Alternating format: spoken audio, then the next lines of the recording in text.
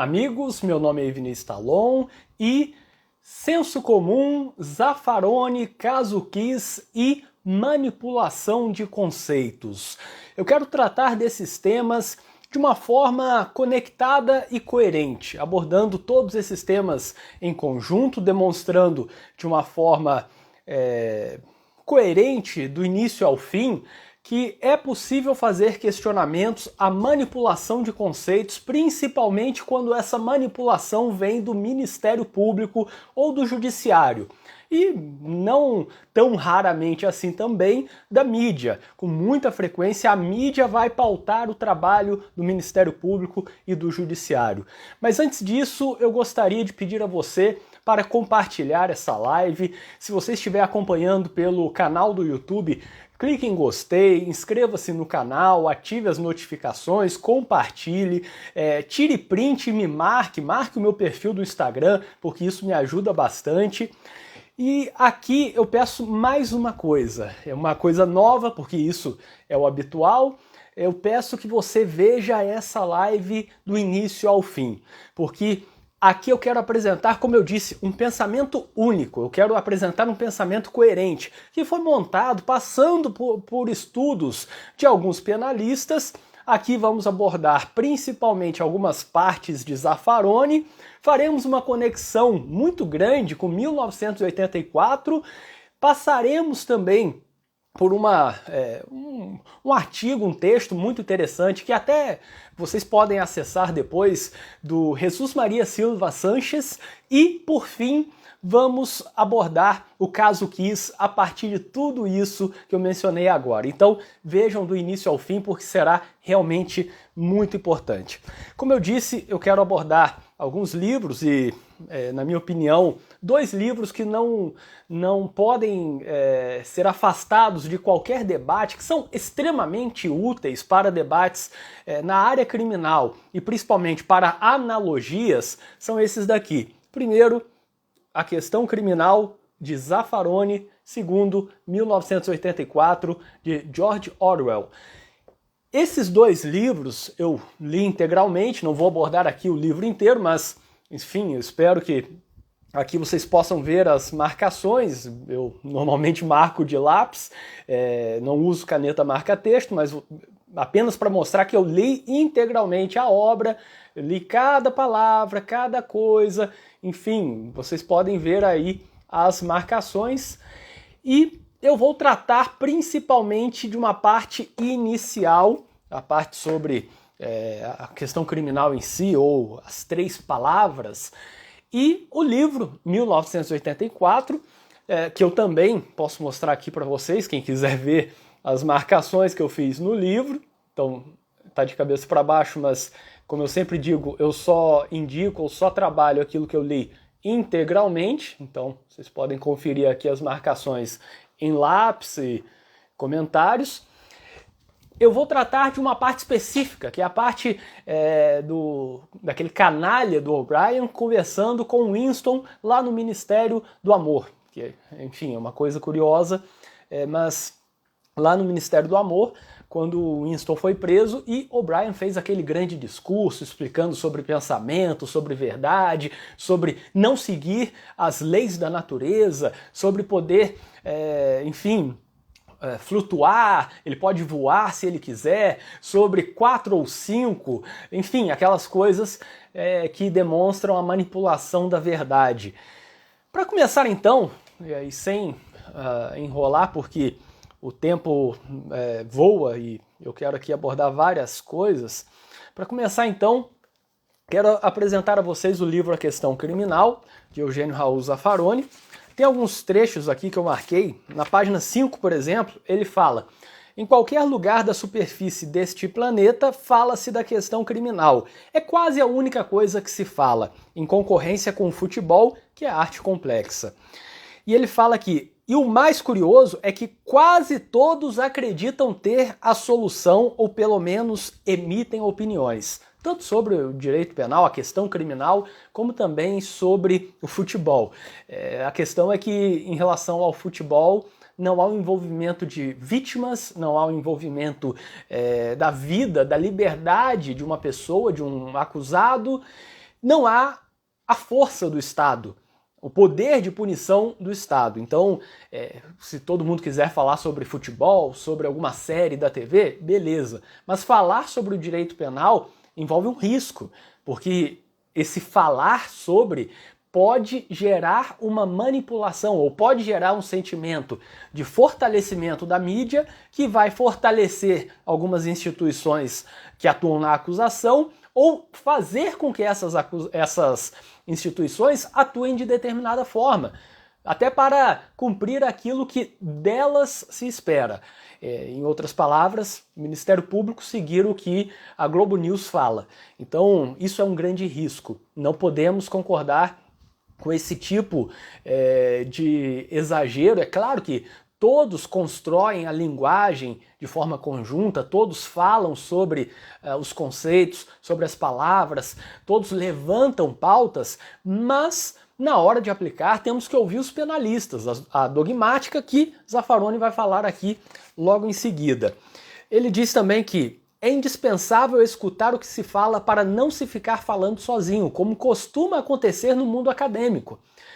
Como acontece isso? Na verdade, muitas vezes, nós que somos do direito, advogados, professores, defensores públicos, juízes, promotores, tentamos utilizar uma linguagem que fica isolada no nosso mundo e que não é compartilhada com a sociedade. A sociedade acha que estamos falando em outro idioma, acha que estamos dando voltas para gerar a impunidade. E eu vou falar sobre a impunidade daqui a pouco também.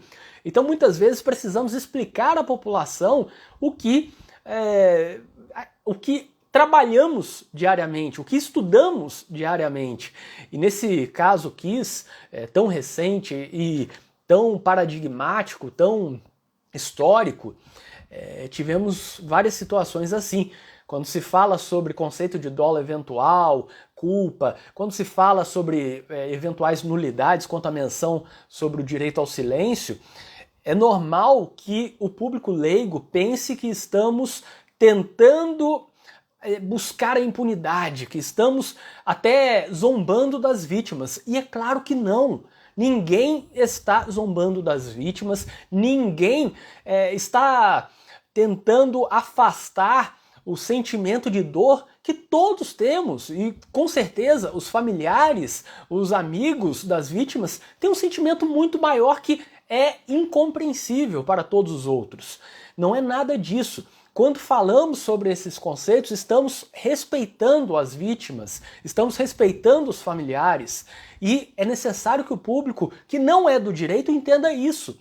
Falar sobre a justiça ou a proporcionalidade da pena, falar sobre a discussão entre dolo e culpa, falar sobre a postura do juiz, se influenciou ou não os jurados, falar sobre a atuação da acusação, utilizando o Código de Defesa do Consumidor para justificar uma punição criminal, ou trocando o entendimento de dolo eventual, falava que era uma coisa, passou a falar outra.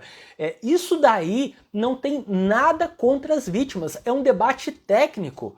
Quando um médico diz qual é o tratamento adequado para o paciente, ele não está dizendo que o paciente é uma pessoa errada, é uma pessoa ruim, ele está querendo ajudar no tratamento. E quando um advogado, um professor ou qualquer outra pessoa do direito quer discutir tecnicamente, é porque lá na frente outra pessoa pode estar no papel de réu.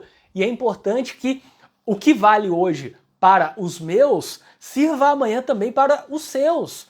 Então, eu não quero um processo justo para mim, para os meus amigos. Eu quero um processo justo para todos, inclusive para quem hoje é vítima, hoje é parente de uma vítima e que amanhã ou depois de amanhã pode enfrentar um processo criminal, inclusive injusto. Pode enfrentar um processo criminal de qualquer forma, um homicídio. Ninguém está livre de praticar um homicídio em uma situação de legítima defesa, ou um homicídio no trânsito, e eu vou mencionar isso, várias situações que podem não ter o dolo. Então, é importante a gente entender que o debate é técnico e com respeito às vítimas e aos familiares das vítimas. Então, outro ponto que Zaffaroni fala também, é que se tudo fica no mundo acadêmico, parece que não temos capacidade de comunicá-lo. Ou, melhor dizendo, parece que a comunicação é contaminante, que a pureza científica deve ser mantida à margem da comunicação, que perdemos nível acadêmico quando precisamos explicar algo a isso que hoje chamam o público, sem que nos apercebamos de que o público somos nós, quando nos dói o fígado ou quando saímos para comprar pães. Isso é outra coisa. O jurista, ele é público também. O jurista não é uma pessoa de fora da população, de fora do povo. Ele também está no povo. E quando nós explicamos os conceitos, os debates que surgem no âmbito do direito penal, nós estamos explicando para os nossos pares, apenas para pessoas que não estudaram direito, mas que estão conosco na sociedade, que não estão afastadas numa situação de inferioridade, mas apenas numa situação de não terem adentrado na seara criminal, nos estudos das ciências criminais. E isso não é se rebaixar. Eu, sinceramente, eu não gosto de explicar ao público leigo quando há uma percepção de que tudo que está sendo dito é falácia. Isso desanima, mas quando existe um respeito para ouvir, como eu ouço os especialistas sobre a situação da saúde no Brasil e no mundo, isso é útil, isso é importante, essa comunicação é importante para que o jurista não fique preso no seu público. Zaffaroni continua: é claro que o pensamento acadêmico universitário é importante, mas creio que chegou a hora de comunicá-lo. Temos que passar isso adiante. Temos que falar que o Ministério Público errou nesse caso. A Globo News pedindo punição no caso da pedra lá em Minas Gerais está exagerando em vários pontos. Está falando sobre cobrar responsabilidade, teremos impunidade e tal. Impunidade do que no âmbito criminal, se ainda não se discutiu crime, dolo, culpa, ação, omissão? Isso tem que ser discutido.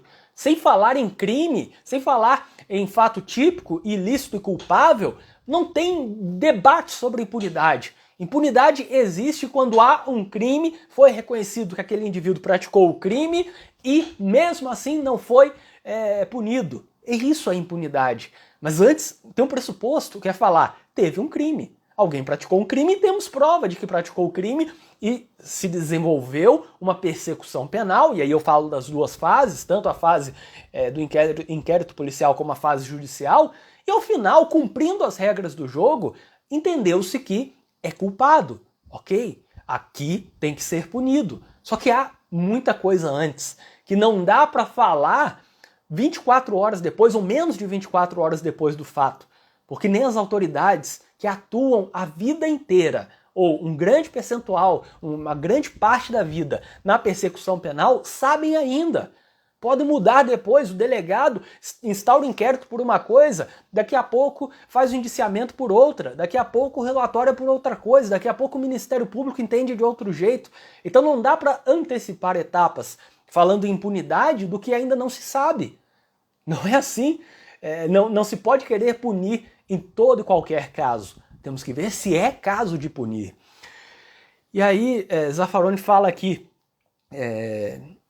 se não compreendermos isso e nos deixarmos ficar em nossos guetos acadêmicos, o serviço que prestarmos será muito pobre.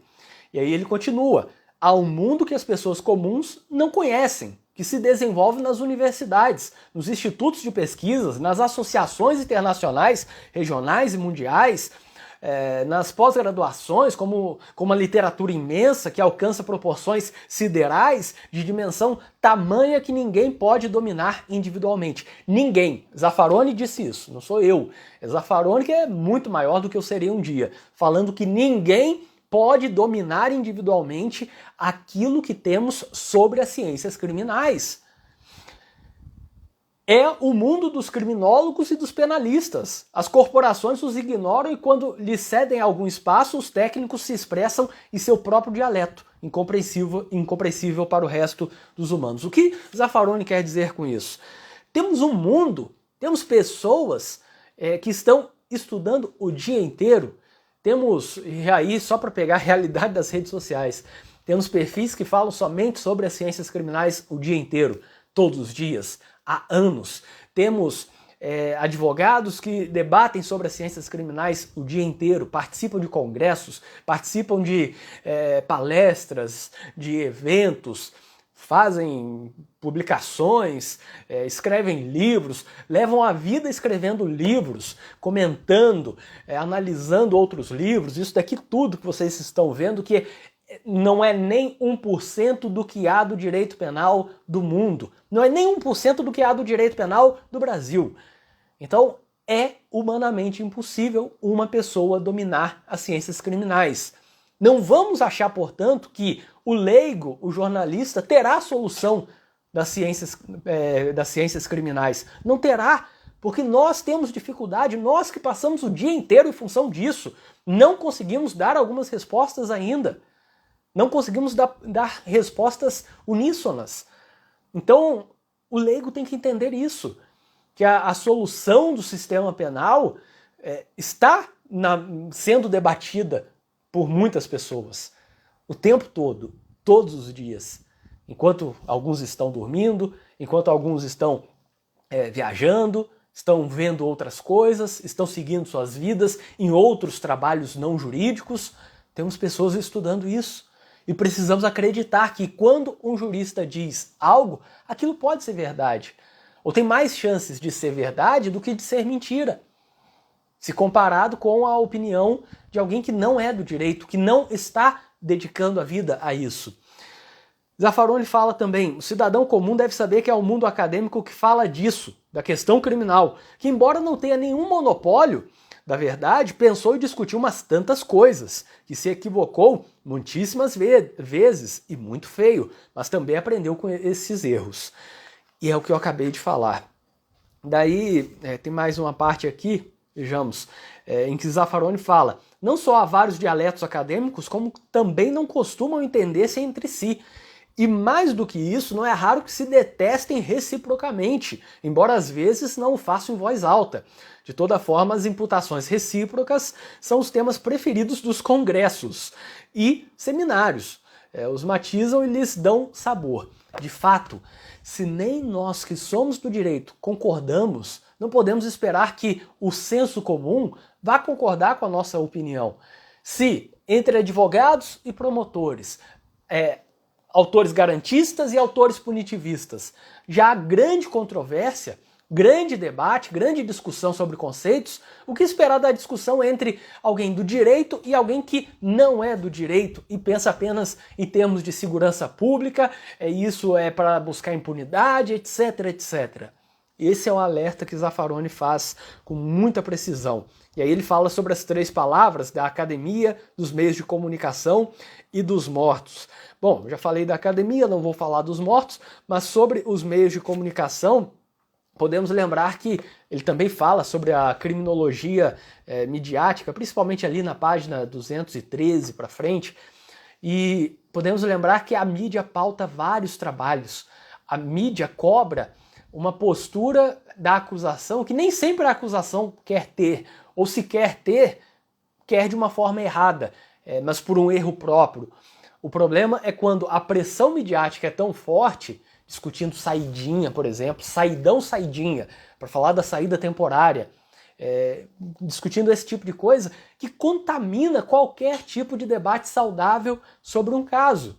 Casos que deveriam ser debatidos nos autos em primeiro lugar, para depois discutirem o resultado na mídia. Mas não, a mídia vai atrás, a mídia faz simulações, a mídia faz reprodução simulada dos fatos, a mídia contrata peritos e lança ali, antes de entrar qualquer coisa parecida lá nos autos, lança para o grande público coisas que não passaram pelo contraditório, que apenas, enfim, foram feitas por alguém que quer a divulgação, o sensacionalismo, muitas vezes.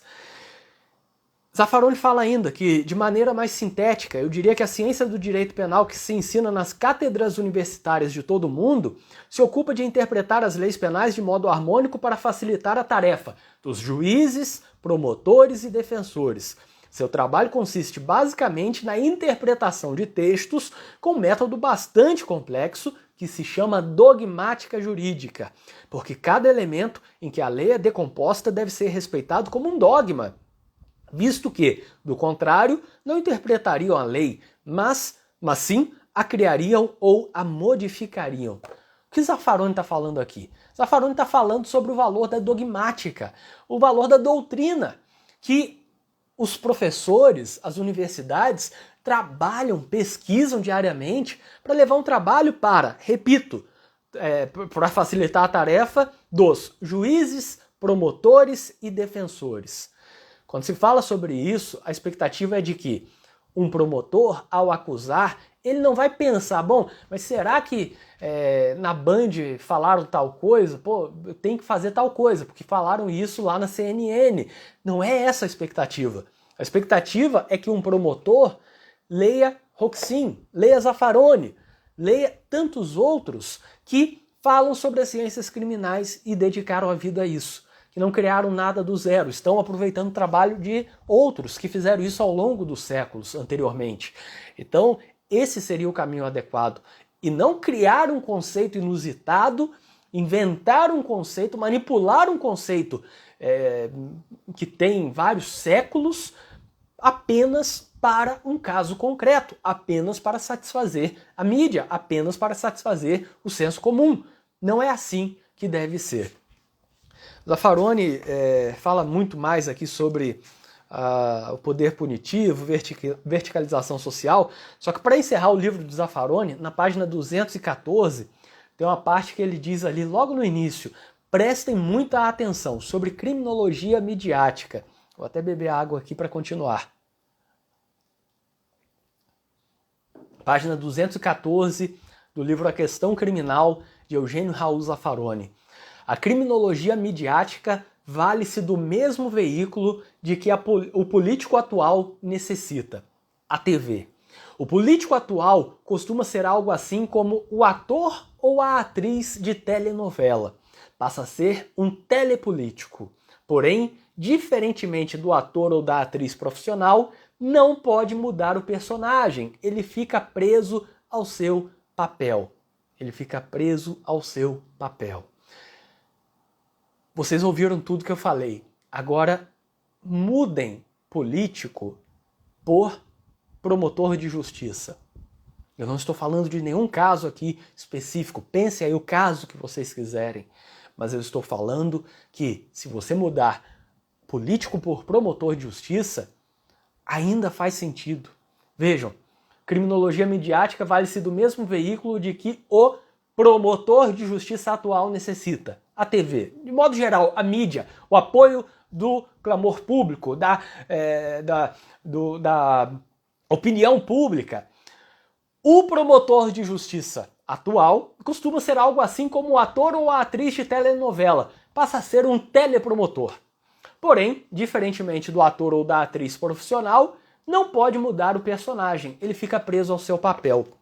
Dá lá uma entrevista falando que é tal coisa, e ele tem que ficar preso àquele papel, não pode voltar atrás. Faz uma denúncia falando que é tal coisa e não pode voltar atrás. Ou seu colega faz uma denúncia por tal coisa e não pode voltar atrás. E fica preso àquilo. E fica preso àquele sensacionalismo, aquela entrevista que deu ao Fantástico, aquela opinião que emitiu. Fica preso a algo que criou na sua cabeça. Eu tenho essa necessidade de respeito da sociedade, eu tenho que ser o salvador da pátria, eu tenho que ser o herói da população, ninguém está a salvo se eu não botar a minha capa e demonstrar que eu estou aqui para salvar a todos. Esse, melhor dizendo, é o papel de vários promotores, do qual eles não querem sair. Não querem sair desse papel, querem ficar nele até o fim. Ou às vezes, nem querem mais, mas são obrigados por uma coerência idiota, uma coerência que... Essa é a coerência ruim, a coerência correta deveria ser com a doutrina. Mas por uma coerência ridícula, desnecessária, de que se eu falei que era tal coisa, eu tenho que continuar falando agora. Se a instituição está defendendo tal coisa, eu tenho que continuar nesse pulo. Eu não posso ter opinião. Eu não posso dar uma opinião que envergonhe a minha instituição. que envergonhe os meus pares, a minha corporação. Enfim, isso daí é um grande problema. Vejo que pegar o que Zaffaroni fala sobre político e mudar para promotores, ou até para juízes também, não é tão diferente. Você acha que um juiz que começa a fazer o papel de salvador da pátria, salvador do Estado, salvador do município, porque ele vai combater alguma coisa, combater a corrupção, combater tal coisa, vai dar uma lição de moral, ele não vai se sentir num papel que vai deixá-lo preso por mais alguns dias, por mais alguns meses ou anos. O promotor que começa com uma postura de que não vai tolerar a impunidade, ou o juiz que faz isso, ele não ficará preso a esse papel por muito tempo. Esse é o problema. E aí desconsidera todo o resto que é importante, que é a coerência com o que diz a doutrina, o que diz a jurisprudência, o que dizem as pessoas que estudaram mais que o promotor, mais que o juiz, mais que aquele que está preso a um papel que é uma maldição. Ele está amaldiçoado, ele se amaldiçoou. Começou como salvador, começou como a pessoa que jogava para a torcida, que fazia gol e comemorava como o Gabigol, que queria ser idolatrado, mas não teve talento para cantar, não teve talento para interpretar, não teve talento para jogar futebol. E como eu vou conseguir a idolatria do povo? Tem que ser dando aquilo que o povo quer. E o povo quer punição. Porque o pessoal do senso comum, o pessoal do povo, que não é do direito, pensa que jamais será pego pelo direito penal. Não sabe que uma injúria, uma difamação, uma calúnia estão ali rodando, uma embriaguez ao volante, uma ameaça. Não sabem que a diferença entre estelionato e mero ilícito civil é de uma vírgula, é uma coisinha pequena. Com um sopro cai do outro lado. Enfim, é muito fácil você ir do mero ilícito civil para o estelionato. Não sabem sobre crimes contra a ordem tributária. Não sabem de muitas coisas. De crimes que estão no Estatuto da Criança e do Adolescente. De crimes que qualquer um pode cometer. E muitos já cometeram. Então é por pensar que eu não sou como aquele que está ali no banco dos réus, aquele que, enfim, isso daí deve ser um vagabundo, isso daí deve ser um desgraçado, isso daí deve ser um maldoso. É por achar que eu não sou como ele que eu digo que ele merece a pior coisa possível. É por eu achar que ninguém da minha família vai ali, até que alguém da minha família seja pego com droga, que era para consumo, mas ele estava parado na esquina. Então ele é traficante. Nunca vendeu na vida, mas estava parado na esquina com a droga, que era para consumo, tinha lá um dinheiro de alguma coisa, que ele já carregava dinheiro, todo mundo carrega alguma quantidade de dinheiro, alguma quantia para sair, então deve ser traficante. Ah, mas ele nunca vendeu. Agora precisa de um advogado. Agora precisa seguir as regras do jogo. Agora eu não sou a favor da punição a qualquer custo. Porque eu só sou a favor da punição a qualquer custo quando a pessoa que será punida não faz parte do meu contexto, não faz parte da minha vida. Quanto ao outro, eu quero o pior possível. Quanto aos meus, eu quero o melhor. Mais do que aquilo que diz a lei. Eu quero ser ouvido a todo tempo. Eu quero coisas que, enfim, nem estão na lei. E aí, para avançar, eu quero falar sobre o livro 1984, de George Orwell, e tenho aqui algumas partes. Eu não vou falar sobre a parte inicial, não vou falar aí sobre, enfim, o romance de Winston com Julia, ou sobre a confraria, a entrada deles na confraria, ou sobre a ressocialização, como funciona essa ressocialização de Winston. Nada disso, nada. Eu quero focar em algumas questões mais diretas sobre manipulação de conceitos. São trechos pequenos, rápidos. Então vejamos. Primeiro, são trechos de diálogos entre O'Brien e Winston Smith. Lá no Ministério do Amor, que não tinha janelas, que, enfim, era um lugar de tortura e de uma ressocialização para o seu bem. E quando o Winston foi descoberto, por fazer parte da confraria, junto com a Júlia, ele foi levado para lá, e aí entra preso, sai preso, cada um com sua desgraça, um querendo entregar a família inteira, pode cortar a garganta deles e tal, uma situação de tortura terrível e tudo mais. E aí temos aqui alguns trechos. Um dos trechos interessantes na página 275 é quando Parsons fala, um dos presos ali, fala sobre a situação dele. Claro que sou culpado, exclamou Parsons, com o olhar servil para a teletela. Você acha que o partido iria prender um inocente? Qual a relação que a gente faz com o que está aí? Você acha que um inocente iria a júri? Você acha que um inocente seria denunciado? Você acha que um inocente seria levado pela polícia? Você acha que um inocente seria condenado? Sim, eu acho. E eu acho, porque eu trabalho com isso há muitos anos e eu sei que é assim. Inocentes são acusados, são investigados, são processados, são denunciados, são condenados. Inocentes cumprem pena, até uma revisão criminal. Então sim, inocentes são culpados. O partido, que diz aqui no livro de 1984, que lá parece estar sempre certo, aqui não está sempre certo. E não poderia estar sempre certo. Carnelucci fala que há um problema no processo penal que ele faz com que o inocente tenha que ser processado para ser considerado inocente. Então, até para dizer que alguém deve ser inocentado ou absolvido, a pessoa passa por um processo penal, pelo sofrimento do processo penal. Então, repito, aqui é um alienado falando. Claro que eu sou culpado. Você acha que o partido iria prender um inocente? Só que pensando nesses termos aqui, no que acontece hoje em relação ao processo penal, esse é o pensamento do público. Em relação ao processo penal, pensam que o promotor nunca erra, o delegado nunca erra, o juiz nunca erra, pensam que as autoridades nunca erram, pensam que a mídia está sempre certa. Tem aquela piada, se está na internet deve ser verdade, aí tem lá um cavalo com bico de pato e tudo mais. E é assim. Se saiu na mídia, deve ser verdade. Se o promotor denunciou, é porque é culpado. Se não fosse culpado, o promotor não denunciaria. Se veio com advogado, é porque é culpado.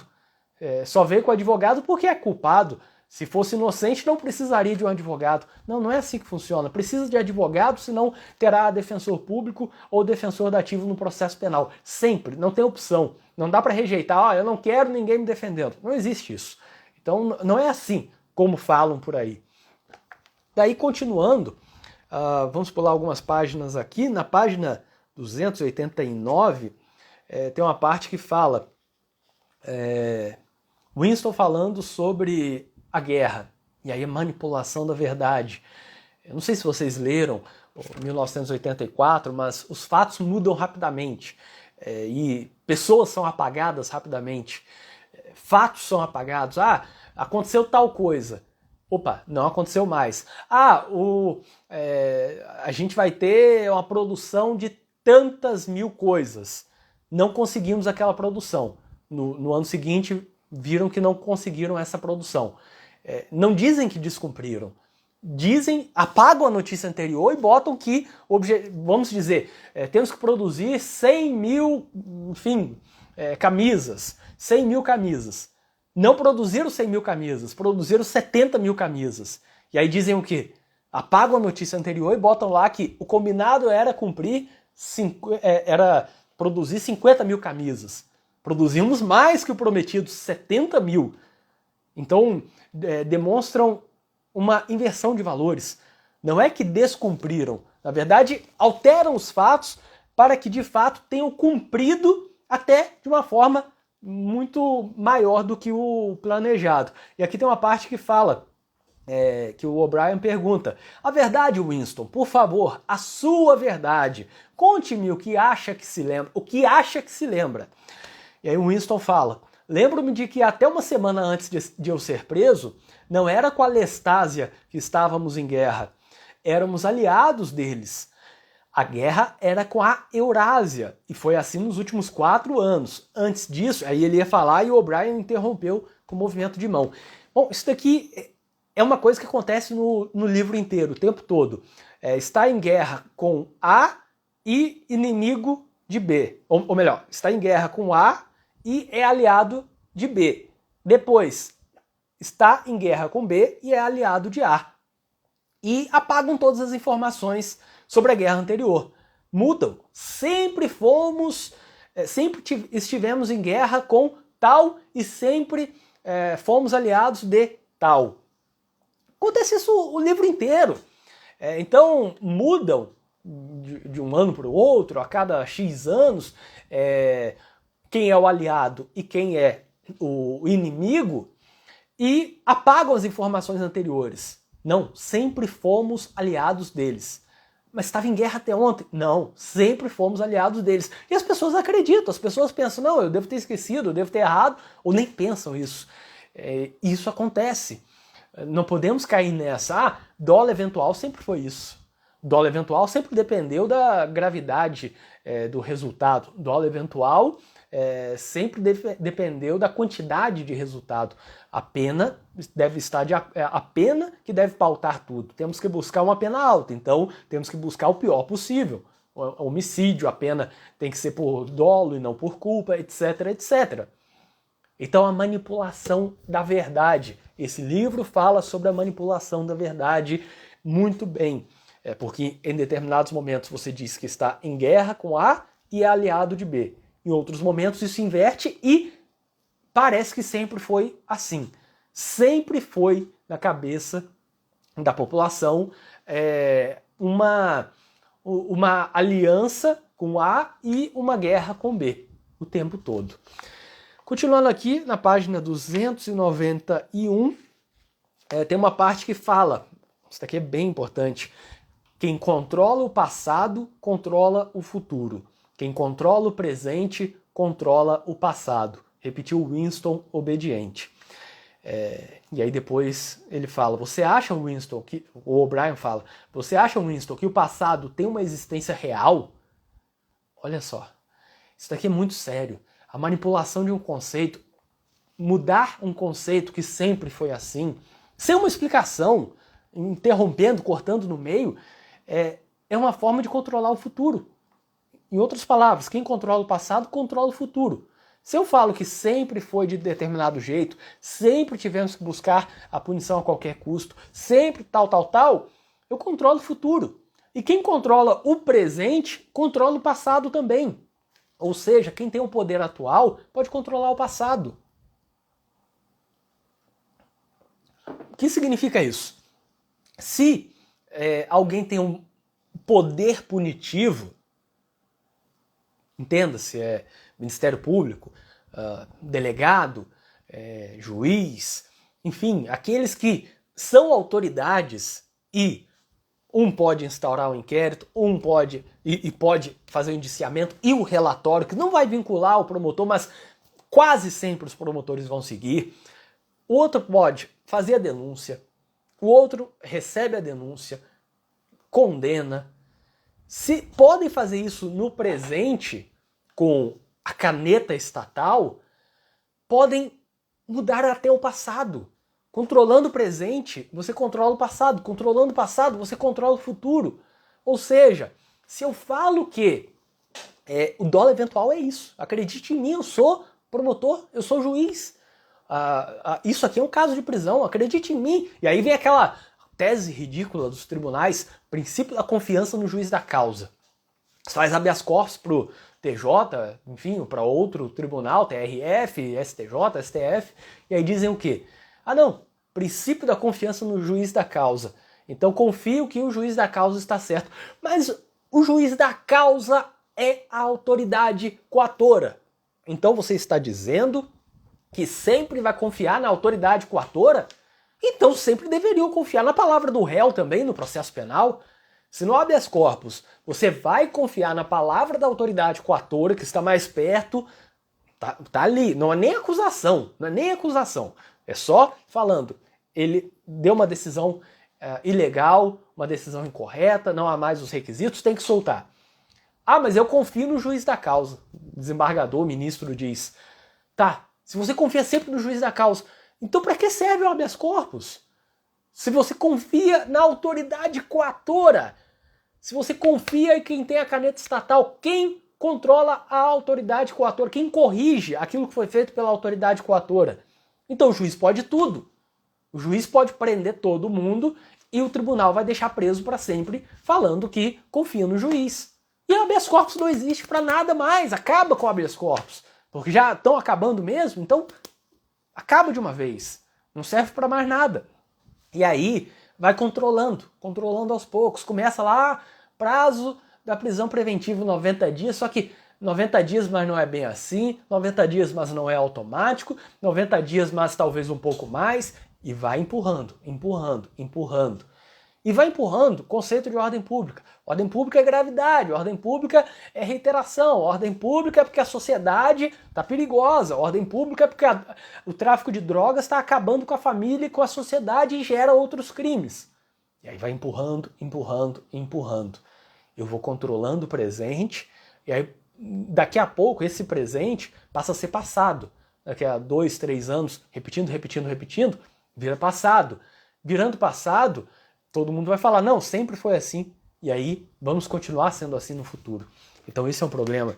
A manipulação de conceitos e a manipulação da verdade. Ou como o O'Brien pergunta aqui para o Winston, você acha que o passado tem uma existência real? Parece às vezes que não. Parece que pode sempre mudar o conceito conforme o caso. Eu reconheço aqui, nesse caso, que é dolo e não culpa. Então, tá, mas dolo tem um conceito, tem milhares, eu não vou arriscar dizer milhões, mas muitas páginas no mundo inteiro, em todos os idiomas, falando que é dolo. Ah, mas eu posso mudar, porque a verdade não existe, porque não há uma existência real da verdade, porque um conceito é aquilo que eu quero que ele seja. E eu vou manipulando. Eu não tento analisar o fato de acordo com o conceito. Eu analiso o fato e falo, eu preciso criar um conceito para ferrar todo mundo nesse fato. Eu preciso buscar um conceito que satisfaça aquilo que eu entendo que deve ser o resultado. Eu não passo pelo meio, eu pulo para o resultado. Qual é o resultado que eu quero? Condenação. Como eu vou conseguir uma condenação com uma pena alta?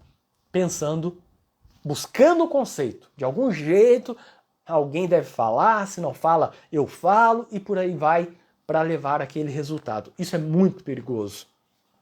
Na página 292, tem uma conversa aqui entre O'Brien e Winston, e a conversa é assim. Na memória, muito bem, nós, o partido, controlamos todos os documentos e todas as lembranças. Portanto, controlamos o passado, não é mesmo? Como podem controlar a memória? A minha vocês não controlaram. E aí, depois ele fala, tudo que o partido reconhece como verdade é a verdade. É impossível ver a realidade se não for pelos olhos do partido. E isso, num júri, é muito perigoso, porque tudo que uma autoridade pública sentada ao lado do juiz diz, parece que é verdade. Ou tudo que o juiz fala, tudo que o juiz corta, tudo que o juiz diz que a defesa está tentando tal coisa aqui, né? Tudo isso vai gerando uma influência e parecendo que é verdade.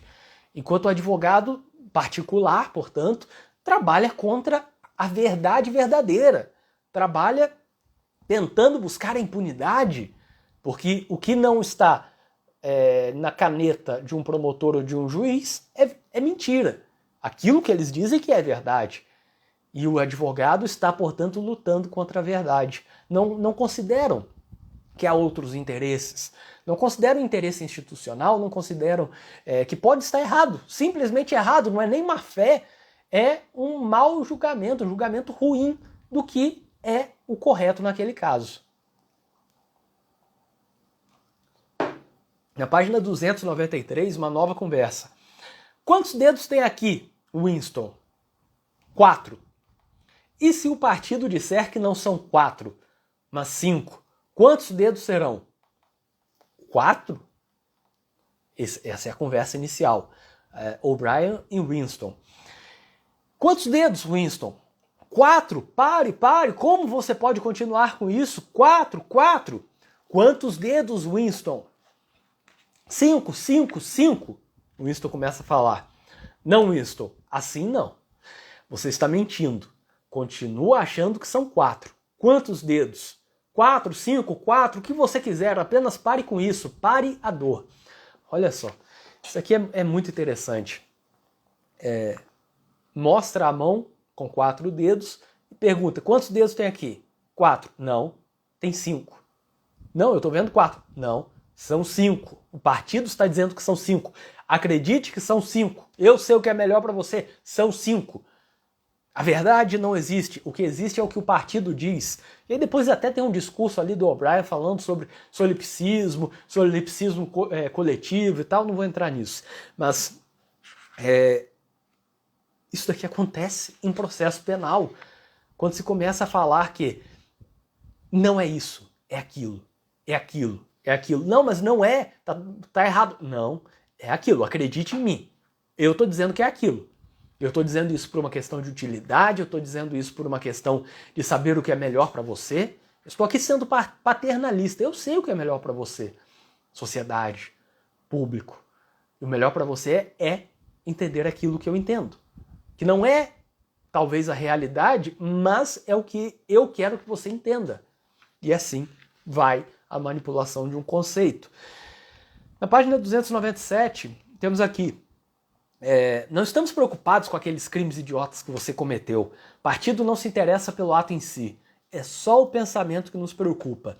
Não nos limitamos a destruir nossos inimigos. Nós os transformamos. Entende o que estou querendo dizer? Então, controlar o pensamento e não apenas punir pelo crime. Essa é a questão que o partido faz aqui e que a criminologia midiática, a mídia faz quanto ao processo penal. E aí eu não sei dizer quem vem primeiro, o ovo ou a galinha, ou o promotor e o juiz, ou a mídia. Eu não sei dizer quem vem primeiro. Será que promotor e juiz querem jogar conforme a mídia e aí seguem o que a mídia, que não é formada por juristas, diz? Ou será que a mídia quer jogar conforme a acusação, dar poder para a acusação? Vamos facilitar o trabalho da acusação, para combaterem o crime. Será que é isso? Sinceramente, é difícil entender. E aí, temos aqui, na sugestiva página 312. Por que sugestiva? Artigo 312 do CPP fala sobre prisão preventiva. É claro, aqui o livro não foi escrito pensando nos artigos do Código de Processo Penal do Brasil, mas ali, no final da página 312, temos: e lembre-se de que é para sempre. O rosto estará sempre ali para ser pisoteado. Os heréticos, os inimigos da sociedade, estarão sempre ali para ser derrotados e humilhados o tempo todo. Olha só que curioso. É para sempre. O rosto está sempre ali para ser pisoteado. Os inimigos da sociedade estarão sempre ali para ser derrotados e humilhados o tempo todo, por meio de uma manipulação de conceitos. Então aqui é um cara do partido, o O'Brien, que, enfim, engana no início, como vocês sabem, falando que sempre terá uma cara ali, uma cabeça para poder pisar em cima, para o poder pisar em cima. E é isso que acontece de fato. E é fácil isso para um promotor que pode denunciar para ver o que dá, ver no que dá. E se não for condenado, o réu não for condenado, ele não perde nada, não perde uma noite de sono. Você acha que o promotor vai perder noite de sono porque acusou alguém e o réu não foi condenado? Ou se foi condenado injustamente, também não vai perder noite de sono. Não há uma consequência nem pecuniária. O ideal seria que, se um promotor acusasse alguém a uma possível pena de 10 anos, por exemplo, se o sujeito for absolvido, o promotor vai preso um dia. Claro, isso nunca vai acontecer, mas vai preso um dia, que aí você começa a denunciar só quando tiver provas. Mas não é assim. Na verdade, não há nenhuma obrigação de pedir desculpas para aquele que foi absolvido. Que o promotor ficou pedindo a condenação e o juiz absolveu. Nem isso acontece. E a gente sabe que Carnelucci também fala sobre isso. Que ninguém vai pedir desculpas para o réu que foi absolvido, que ficou lá sofrendo durante anos com o processo penal. E por fim, para encerrar o livro 1984, a página 324, temos aqui um trecho interessante, na 324, onde diz ali, isso aqui é uma verdadeira manipulação não só da verdade, como das leis da natureza. Qualquer coisa podia ser verdade. As assim chamadas leis da natureza eram uma bobagem. A lei da gravidade era uma bobagem. Se eu quisesse, dissera O'Brien, poderia flutuar para longe desse piso como uma bolha de sabão. Winston ficou pensando. Se ele pensar que está flutuando e subindo, e se eu ao mesmo tempo pensar que o vejo flutuando e subindo, então a coisa acontece. Chega a esse ponto de manipulação da verdade. Se eu falar que estou flutuando, você é obrigado a acreditar. Lei da natureza não vale nada. Lei da gravidade não vale nada. O que vale é a verdade que eu te digo. E isso acontece bastante. Agora que a gente formou esse contexto, eu quero tratar de alguns temas a partir de casos, ou de um caso paradigmático, que foi o caso da Boate Kiss, mas também mencionando coisas que aconteceram depois, como esse caso da pedra em Minas, que também já levantaram a bandeira de que não pode haver impunidade, alguém tem que ser responsabilizado criminalmente, enfim. Perguntam muito sobre impunidade. Perguntam sobre impunidade antes de falar sobre o crime. Vejam, aconteceu tal coisa, alguém morreu, não pode ter impunidade. Isso vai acabar em pizza, não pode haver impunidade, teremos mais um caso de impunidade. Esse é o debate que se levanta, falar sobre não poder ter impunidade. Só que a pergunta que eu faço é, impunidade do quê? Já há uma certificação, digamos assim, um atestado de que há crime? Porque se não tiver, não há que se falar em impunidade. A impunidade ocorre quando há um crime, alguém praticou o crime, há provas de que a pessoa praticou o crime e, portanto, deve ser punido. Para falar em ser punido, tem que ter punibilidade. Para falar em punibilidade, tem que ter, antes, fato típico, ilícito e culpável. Alguns vão botar a punibilidade como uma das fases, um dos conceitos da estrutura do conceito analítico de crime, mas, enfim, de qualquer forma está lá, para o final. E a questão é que nem a prescrição é, de forma correta, uma impunidade. Não é? Impunidade é quando alguém deve ser punido e não é punido. Só que para isso precisa ter crime. E precisa ser possível punir. Se ocorreu a prescrição, não é impunidade. A prescrição é a extinção da punibilidade. Mas não é uma impunidade no sentido de que poderia ser punido e não foi punido. Neste momento pode ser punido e não está sendo punido. Não é isso. A prescrição faz parte do jogo e, na verdade, é causada por muitas autoridades. Porque o prazo dos advogados é curto, o nosso prazo é curtinho. E são poucas coisas que a gente tem que fazer. Faz ali uma resposta à acusação, memoriais, embargos, apelação, embargos infringentes, recurso extraordinário, recurso especial. Pode ter durante o processo um prazo aí de 5 dias para juntar alguma coisa. E é isso. E aí vai dizer que a prescrição que ocorreu em muitos anos, mais de não sei quantos anos, foi culpa do advogado. Só que se juntar todos os prazos que o advogado cumpriu os prazos dele, se juntar todos os prazos que o advogado cumpriu, dá ali, sei lá, 2, 3 meses. E aí? Quem descumpriu o prazo? Porque tem entendimento que o juiz descumpriu o prazo não gera nada, não gera nenhuma forma de nulidade. MP, muitas vezes, quando é caso de investigado solto, MP denuncia fora do prazo. O inquérito é prorrogado, prorrogado, prorrogado. MP denuncia fora do prazo, o juiz marca audiência lá para frente. O juiz demora para dar sentença, muitas vezes o MP demora para fazer as alegações finais. Então, quem gera a impunidade? Esse é o primeiro ponto. Segundo, é caso de impunidade ou não? Porque para falar em impunidade, temos que falar em possibilidade de punir. Não há impunidade se não for possível punir. E só é possível punir se tiver crime devidamente reconhecido, conforme as regras do jogo que foram criadas pelos representantes do povo. Então, há um longo caminho para falar em impunidade. E não 3 horas depois do fato. Não é assim que pode acontecer. Não se pode discutir impunidade antes de discutir dolo ou culpa.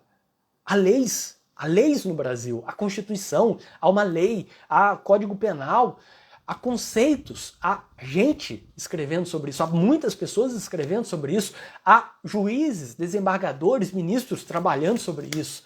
Falar sobre impunidade sem antes saber se é dolo ou culpa é pensar lá no final que alguém tem que ser punido. Não interessa pelo quê? Não interessa se dentro da lei, mas tem que ser punido. Falar sobre impunidade logo de início é isso. É pular etapas. Etapas necessárias para um Estado democrático de direito, para um sistema constitucional. Deveria saber, portanto, se alguém deve ser punido. Não precisa achar um culpado em todos os casos. Isso é uma outra coisa errada. Só o segundo.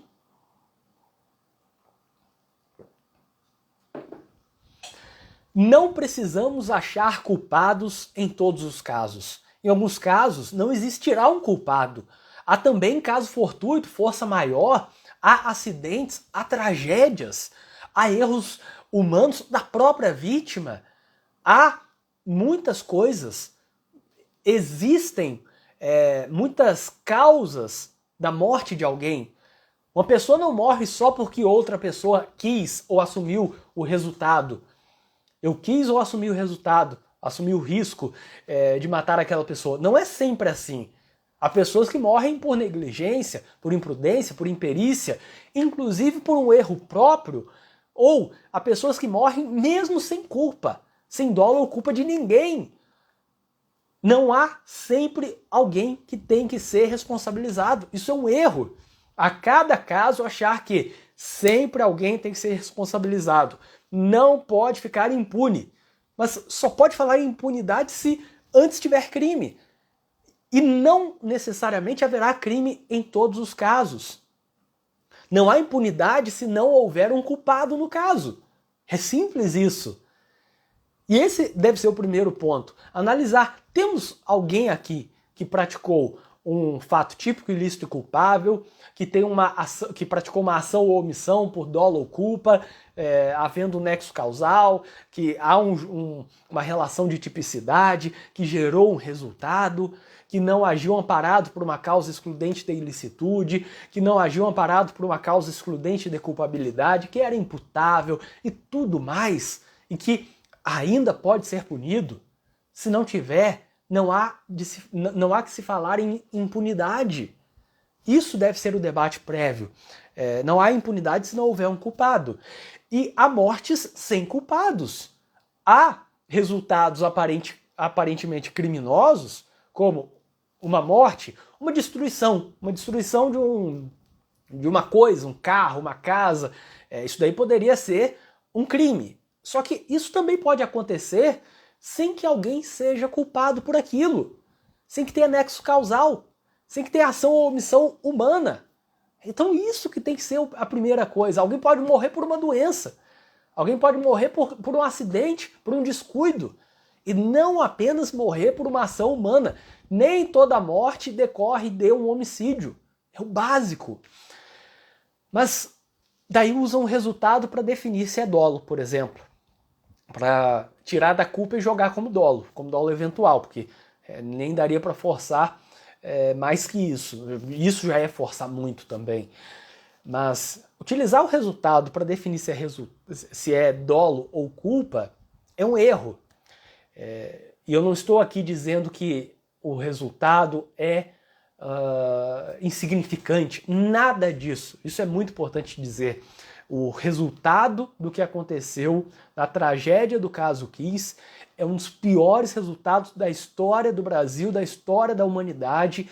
Não dá para dizer que é um resultado que não merece assim, o sofrimento de todo mundo que tem um pouco de humanidade. Isso é um resultado horrível, um resultado trágico, de fato.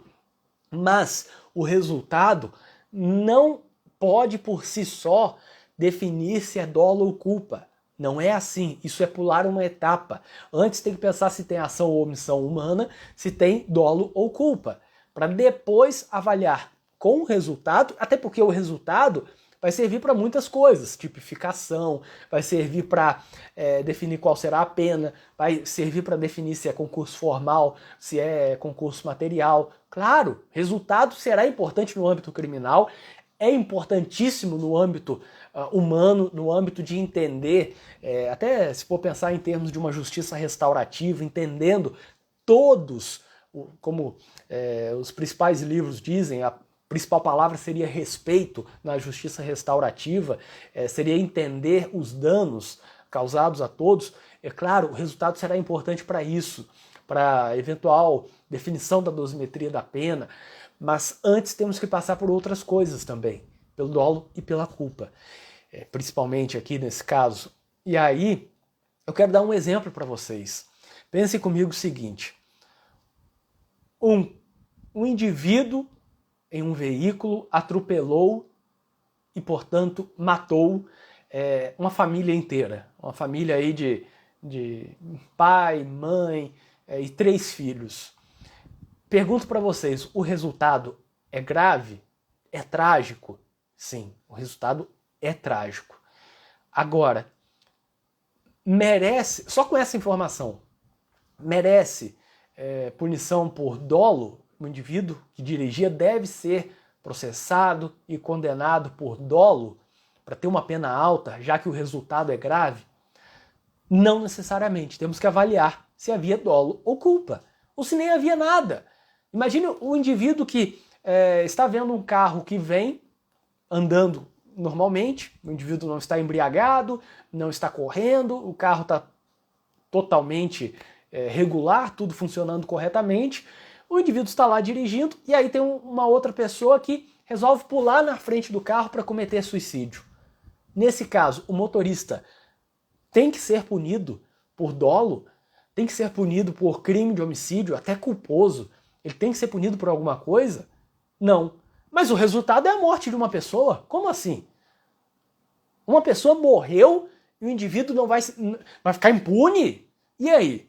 Aqui é a mesma coisa. Só mudam as proporções. Aqui é a mesma coisa. O fato de uma pessoa morrer, ou de 50, 200 pessoas morrerem, é relevante, mas precisa antes, no âmbito jurídico, técnico, de condenar uma pessoa, precisa antes de uma análise do dolo ou da culpa.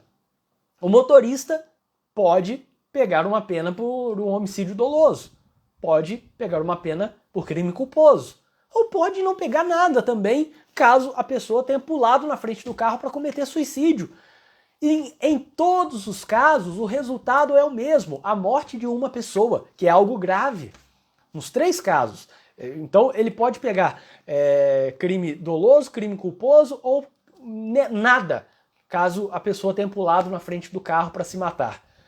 Em todos os casos, o resultado é exatamente o mesmo.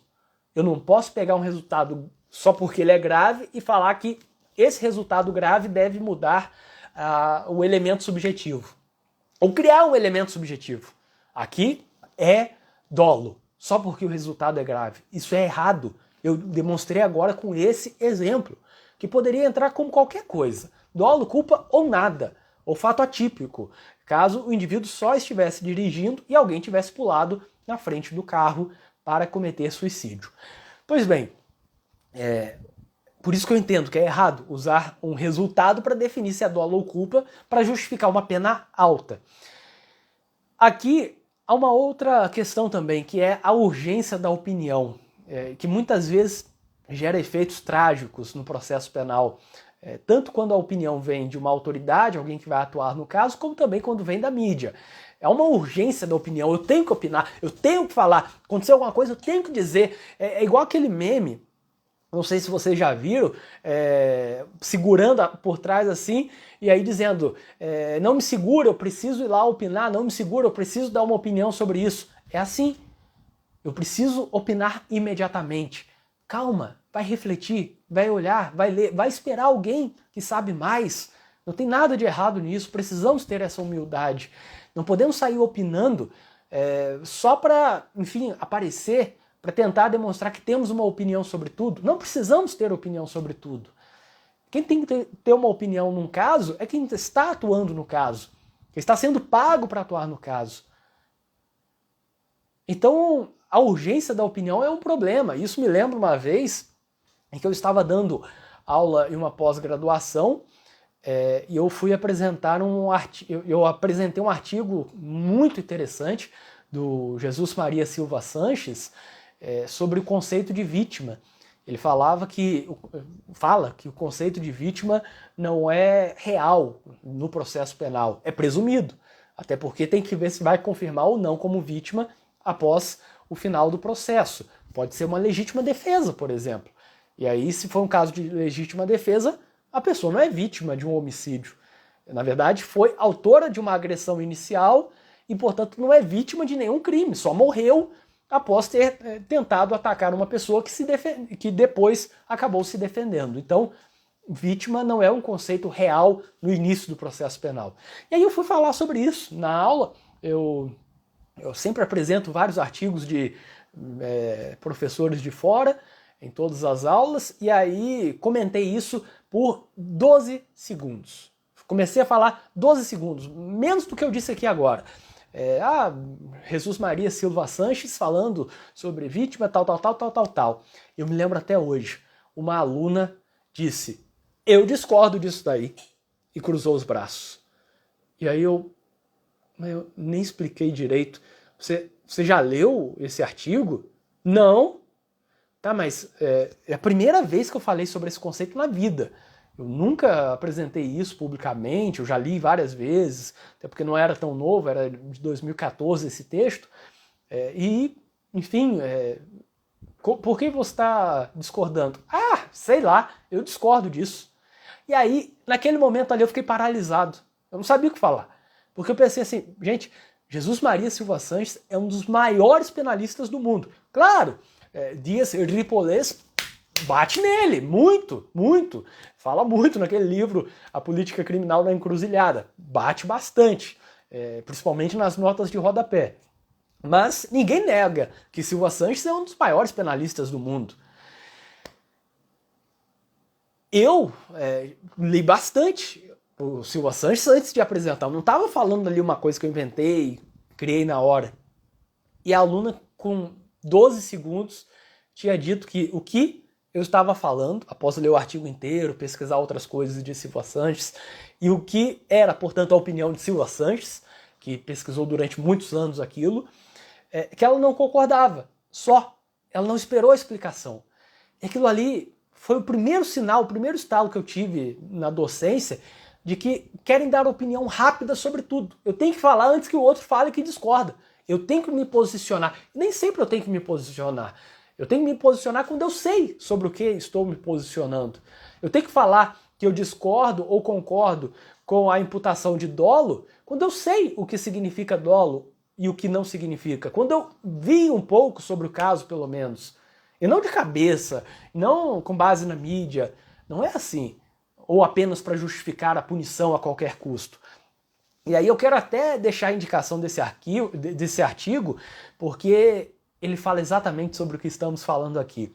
O nome do artigo é Nullum crime sine pena, uma pergunta, Nullum crime sine pena, sobre as doutrinas penais de luta contra a impunidade e do direito da vítima à punição do autor.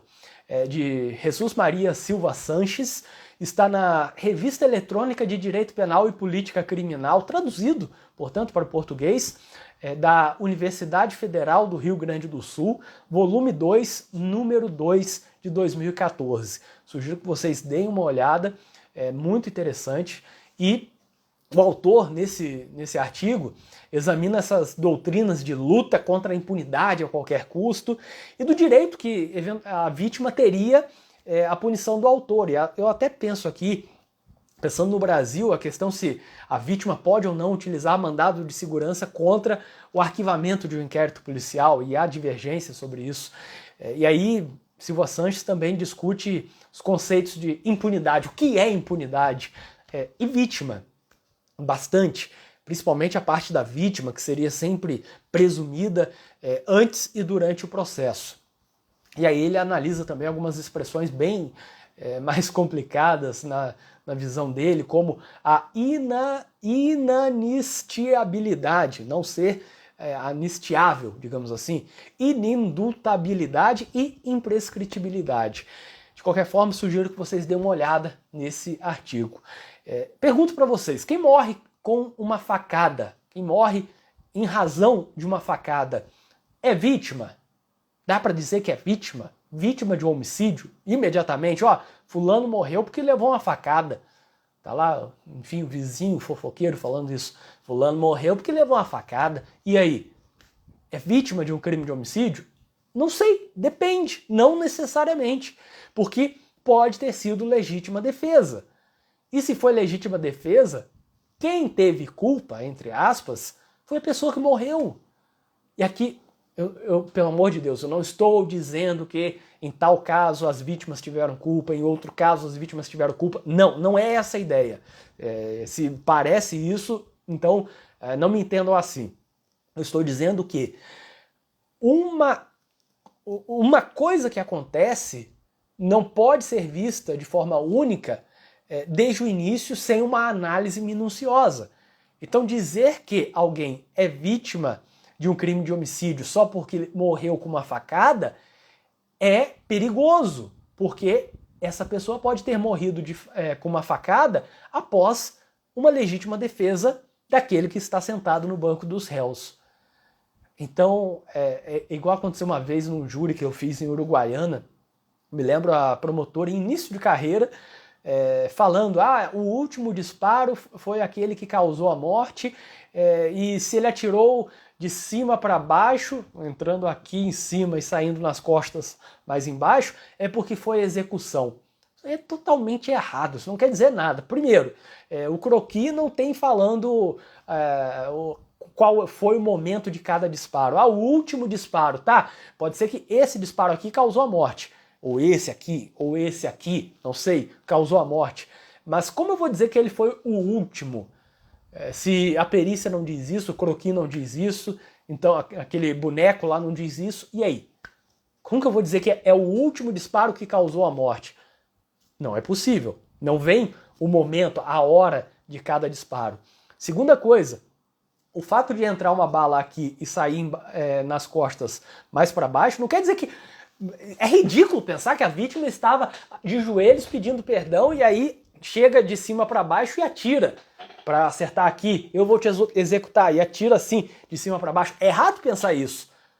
Porque se a vítima estava deitada, por exemplo, e eu atiro da cabeça dela para baixo, um pé da cabeça, com os meus pés perto da cabeça dela, mirando para baixo ali e atiro, vai entrar aqui e vai sair embaixo nas costas. Se eu dou a volta e fico nos pés da vítima deitada, atiro ali, vai entrar embaixo, na barriga, e vai sair nas costas mais em cima. Dos dois jeitos, é execução. E aí?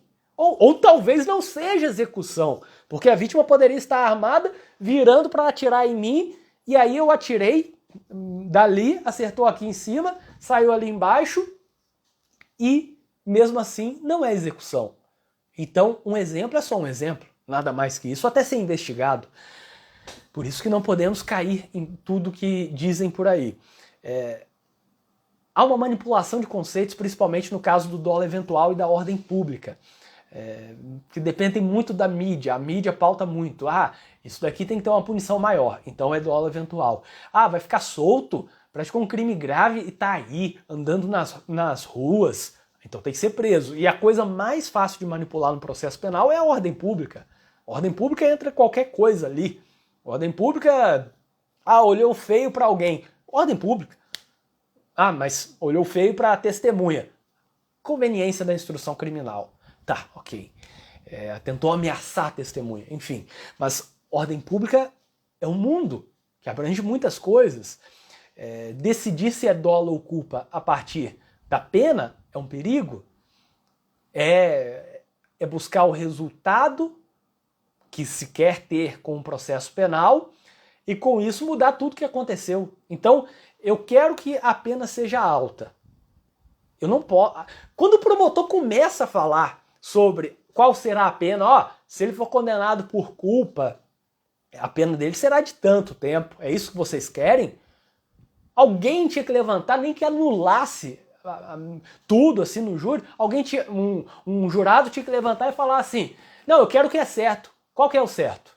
Não interessa a consequência. Consequência, votamos errado. Botamos o legislador errado lá então. Consequência não me interessa. Eu quero saber o que é certo. Esse é o problema. Pega ali, o resultado que eu quero é uma condenação alta. Vocês querem que ele pegue uma pena de 3 anos? É isso? Para tudo isso, uma pena de 3 anos? Tem que ser uma pena maior. Então tem que falar que é dolo. Mas é o contrário. É o contrário. A consequência tem que chegar depois, não é antes. Não é utilizar a consequência para definir o que é o inicial, se é dolo ou culpa. Isso é um grande erro, é um erro absurdo. Enfim, então essas são algumas considerações, e aí, durante o caso Kiss, eu fiz várias postagens sobre essa questão, e uma delas, que só para abordar aqui, foi sobre o que os jurados deveriam pensar quanto à definição do conceito. Eu disse o seguinte: será muito importante que os jurados tenham consciência de que o julgamento deve ter como prioridade as ações e omissões, e não apenas os resultados. Resultado, nexo causal, conduta, ação ou omissão, com dolo ou culpa, e tipicidade estão na primeira parte do conceito analítico de crime. O resultado pode ser o pior possível, mas precisa avaliar o elemento subjetivo e o nexo causal entre a conduta e o resultado. E aí uma outra coisa que eu postei sobre o caso Kiss também, durante o julgamento, que foi sobre a minha preocupação se realmente, será que acreditam em dolo eventual? O Ministério Público acredita em dolo eventual ou está sendo forçado pela instituição? Inconscientemente, não estou dizendo, estou fazendo ofício porque você é obrigado, tal. Não, inconscientemente, será que é isso? Ou forçado por um outro motivo? E aí eu disse o seguinte: será que existe uma pressão institucional, ainda que no conceito de uma inteligência coletiva, Pierre Levy, ou algo inconsciente? Será que é por pressão da mídia e da sociedade? Será que é por pressão dos promotores que assinaram a denúncia, já que não foram eles, os promotores do júri não eram os promotores que assinaram a denúncia? E aí, se o promotor do júri está vinculado ao que disse o promotor da denúncia, é parecido com comprar um carro caro agora, financiado, ostentar e deixar a conta para o meu eu do futuro. Não sei se vocês já viram isso. Eu tenho que trabalhar muito hoje e tal. Não, eu vou deixar isso daí para o Evinício do futuro. Então eu fico aproveitando hoje e penso, o Evinício de amanhã vai ser outro Evinício e ele que se vire, ele que vai trabalhar e fazer o que tem que fazer. Isso é um problema, mas acontece. O promotor oferece a denúncia na hora, no ímpeto, na vontade, querendo pegar pesado, e depois quem chega em seguida está vinculado, de certa forma, não vinculado porque pode até pedir absolvição, mas vinculado à ideia institucional e tenta seguir aquilo, mesmo não acreditando. Porque eu acho difícil alguém acreditar em dolo eventual, no caso Kiss, por exemplo. E aí é importante pensar isso em termos de independência funcional. Temos lá o artigo 127, parágrafo 1º da Constituição Federal, falando sobre a independência funcional dos promotores, do Ministério Público, e Bom, se ficam condicionados a uma pressão da mídia, pressão de promotores que atuaram no caso, pressão da instituição, cobrança nos corredores, isso é um grande perigo, porque não vale nada essa independência institucional. E aí outra coisa, pergunto, a partir do conceito de dolo eventual apresentado nesse caso paradigmático da Boate Kiss, se um local está funcionando com problemas no alvará, e vigora esse entendimento do Ministério Público de que é crime doloso, no caso Kiss, enfim, em casos semelhantes, os responsáveis pelo local estão praticando tentativa de homicídio? E aí? Imagine aí, sei lá, uma instituição pública, um estabelecimento comercial, qualquer coisa, que está funcionando da mesma forma que funcionava a Boate Kiss. Pegando esse conceito de dolo eventual, o funcionamento nessas condições deveria gerar uma imputação de tentativa de homicídio em relação a todas as pessoas que entraram no local? E se for assim, o que deveria acontecer? Deveria ser prevaricação de quem não responsabiliza criminalmente, sabendo disso? É um pensamento a se fazer. Ou será que é culpa?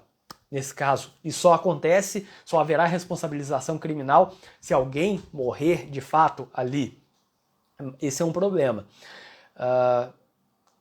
E aí, outro levantamento que eu fiz. Se a tese do MP estivesse certa, os réus que estavam dentro da boate praticaram ato, não é crime, óbvio, mas ato de suicídio. Porque eles estavam lá, 3 estavam lá, por dolo eventual. Então eles assumiram o risco de cometer suicídio. Eles tentaram, se eles mataram e tentaram matar outras pessoas, também assumiram o risco de se matarem. E aí entra outra questão sobre inimputabilidade, porque se eles tentaram se matar ou assumiram o risco de se matar, já que eles estavam no local assumindo o risco de matar outras pessoas, como disse o MP, então eles não deveriam estar em normalidade, em uma situação de sanidade mental, eles não deveriam estar em condições.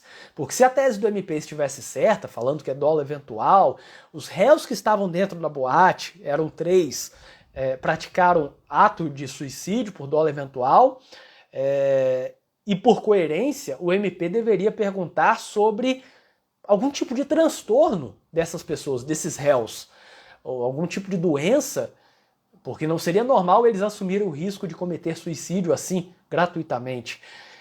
Talvez episódios depressivos, enfim, CID-10, F32, transtorno depressivo recorrente, CID-10, F33, por coerência, o MP deveria levantar essa questão.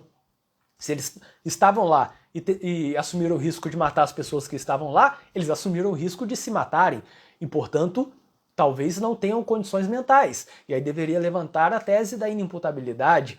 Se não tinham nada e não tentaram o suicídio, portanto, a tese do dolo eventual seria desmontada.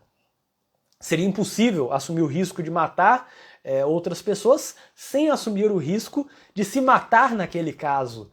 É uma questão óbvia. Se tinha algum tipo de transtorno ou doença mental, como única forma de justificar um dolo eventual nesse caso, eles assumiram o risco de suicídio. Foi isso. Óbvio, não existe crime de suicídio, mas assumiram o risco de cometerem suicídio. E aí o dolo eventual poderia ter alguma força, tudo bem? Mas aí eu pergunto para vocês, precisaria ou não de avaliar a inimputabilidade? Avaliar a inimputabilidade da época e a inimputabilidade atual, para saber até se pode ter medida de segurança? Porque se eram inimputáveis na época, a única forma de justificar o que o MP falou sobre dolo eventual, tentaram cometer suicídio, indiretamente o MP disse isso, a única consequência possível para ser coerente é que o MP deveria sustentar a inimputabilidade na época. Deveria dizer que eram inimputáveis. Ou, pelo menos, fazer algum exame de insanidade mental. E avaliar se eram inimputáveis ainda. Até para justificar se caberia ou não uma medida de segurança. Se eram inimputáveis, eu acredito que não, porque eu não acredito na tese do MP e eu sou coerente. Então, fazendo todo esse raciocínio, Se fossem inimputáveis na época, e por isso justificaria tentativa de suicídio, e não fossem inimputáveis no momento do julgamento, atualmente, portanto, não poderia ser aplicada uma medida de segurança, nenhuma sanção penal. Pena também não, porque não se aplica inimputável. Medida de segurança pode se aplicar ao inimputável, mas só se ele ainda foi inimputável. E aí não poderia aplicar medida de segurança por falta de periculosidade atual, nem pena, porque seriam inimputáveis na época. Enfim, deveria ser esse o questionamento. Mas o MP não fez nada disso. O MP só disse, eles assumiram o risco de matar aquelas pessoas. E não questionou a própria vida dos réus. Até porque, se fosse assim, a gente teria que pensar, o réu A tentou matar o réu B também. Ou não. Cada réu tentou matar os outros que estavam lá. Só um não estava. Então, vejam como é complexo isso. Mas seria muito mais fácil. Duas formas fáceis. Não enfrentar nada disso, e aí fala dolo eventual, jogando para a torcida e tal, como foi feito. Ou diz que não é dolo eventual, que é verdade. E aí não tem que pensar em nada disso que eu acabei de falar. Corta caminho de inimputabilidade, eles tentaram cometer suicídio, assumiram o risco de suicídio, um réu tentou matar o outro. Corta tudo isso falando a verdade.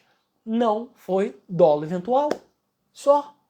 Era o caminho mais justo e o MP deveria ter sido coerente do início ao fim. Bom, eu quero analisar aqui algumas perguntas enviadas pelos seguidores sobre esse caso. Vejamos aqui algumas mensagens que vocês mandaram. O Gilcimar mandou: como fica o trabalho da advocacia após essa aberração? Aí que tá. Quando aconteceu esse caso da pedra lá em Minas, eu falei imediatamente.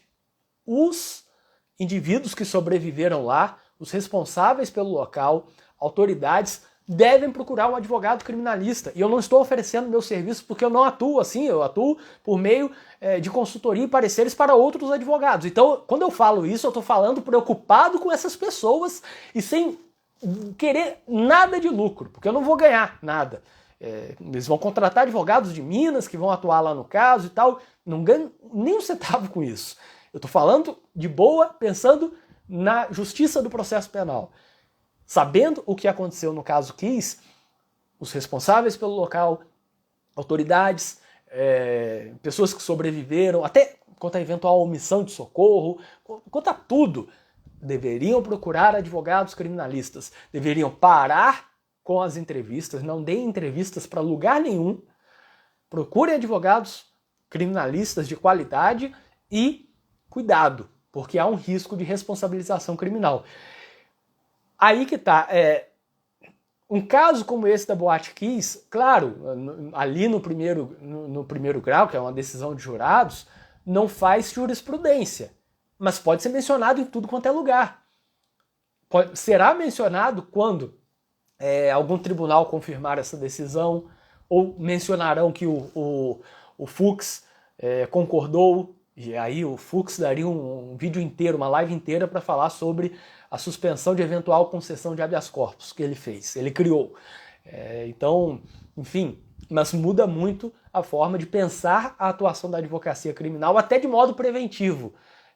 Mais silêncio quando acontecer um caso, procura um advogado imediatamente, cuidado com isso e, enfim, não é fácil. E aí eu quero falar aqui sobre a presença do meu grande amigo Tomás Gonzaga, que atuou no caso da Boate Kiss com perfeição em favor do Luciano, que, assim, o Luciano é um caso que chocou todo mundo que tem amor pela advocacia criminal, porque não bastasse tudo o que aconteceu, o sofrimento dele na chegada, o sofrimento dele durante o processo, não bastasse tudo o que aconteceu, a conduta dele ali a mais afastada de tudo, de um dolo, tudo que aconteceu, miserável, foi lá para trabalhar em troca de alguns reais ali, não estava lucrando, não estava eu vou matar não sei quantas pessoas, centenas de pessoas para enriquecer e tal. Nada disso.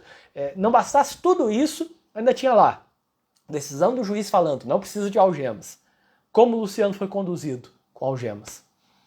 Então, assim, eu quero aqui deixar a minha homenagem ao Tomás, que para mim é um dos grandes advogados criminalistas do Brasil. Não é Rio Grande do Sul, não, é Brasil, porque eu admiro muito o trabalho dele. E outra mensagem aqui é JP Maia 38. Como tirar essa ânsia do MP em punir e fazê-los atuar dentro da lei? Esse é um problema, porque o MP joga com a torcida.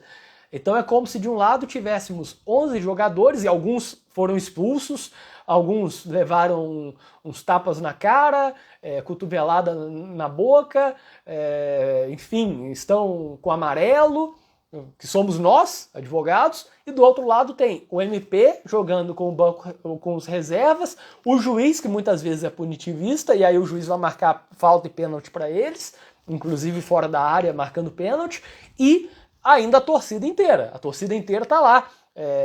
O advogado criminalista pega a bola, começa a correr, e aí vai alguém ali e pega a bola, um torcedor pega a bola do advogado criminalista. Isso é um problema.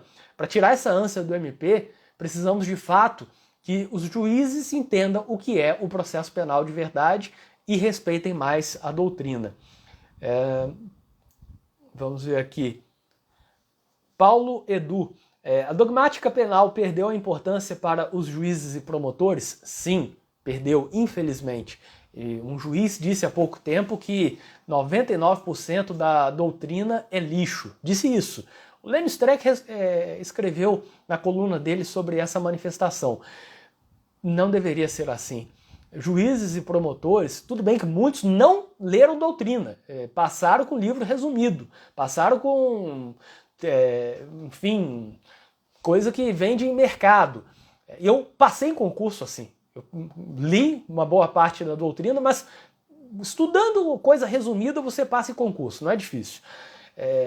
Mas eles deveriam começar a respeitar a doutrina, deveriam tomar decisões por meio da doutrina e não por meio de um solipsismo, de um decido conforme a minha consciência, decido conforme o da Atena ou qualquer coisa semelhante. E aí, para encerrar aqui, o Fernando Vettorazzo, alguns réus já são marcados para serem condenados, nem se ouve o outro lado. É isso, a única coisa que um advogado criminalista quer é dar vez e voz àqueles que ninguém quer ouvir, aqueles que ninguém quer que tenham a chance de falar.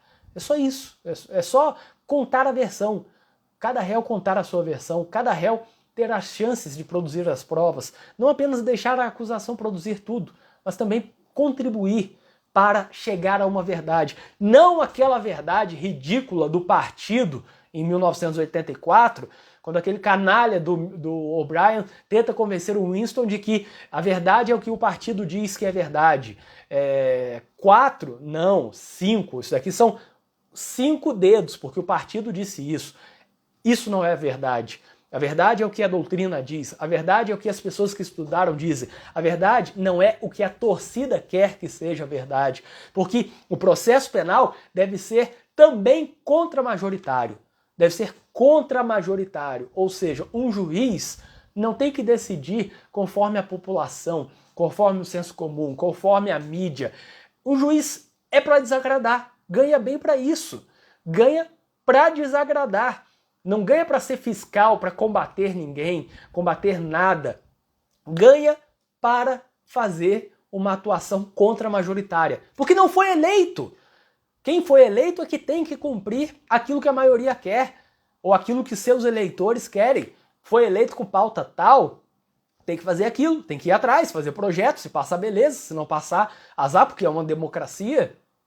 Então, é assim que eu entendo o processo penal, é assim que a partir de Zaffaroni, A Questão Criminal, alguns trechos de 1984, esses debates sobre manipulação de conceitos, senso comum. Eu poderia falar aqui sobre Gadamer, a tradição da linguagem. Não dá para você chegar e tentar fazer uma fusão de horizontes com algo que não faz parte da tradição, tentar inovar, vou criar do zero, um grau zero de sentido, como diz o Ernildo Stay, Lênio Streck e tantos que demonstram há muito tempo, eles não estou falando isso hoje de manhã, eles falam isso há muito tempo, que não podemos partir de um grau zero de sentido, temos que respeitar o que tem antes e não inventar conceitos para solucionar o caso do jeito que queremos solucionar. Eu peço a vocês que, se quiserem, tirem print aqui dessa live, compartilhem aí no Instagram, nas suas redes sociais e me marquem, porque isso ajuda bastante para que as próximas lives também interessem a outras pessoas. Então, tirem print daqui, marquem o meu perfil, @eviniciustalon, compartilhem nas redes sociais, porque eu quero fazer muitas outras lives. A próxima será em breve sobre bullying nas prisões, violência na prisão, com uma pesquisa muito interessante de uma tese de doutorado que eu encontrei, que é uma das coisas mais interessantes que eu li no ano passado sobre execução penal. Um trabalho brilhante, brilhante, e eu quero dedicar uma live a esse trabalho, então peço a vocês que compartilhem nas redes sociais, tirem print, mandem por aí, se estiver no Instagram, enfim, mande mensagem dizendo o que achou da live, se estiver no YouTube, clique em gostei, compartilhe nas redes sociais, inscreva-se no canal, ative as notificações. Muito obrigado e até a próxima!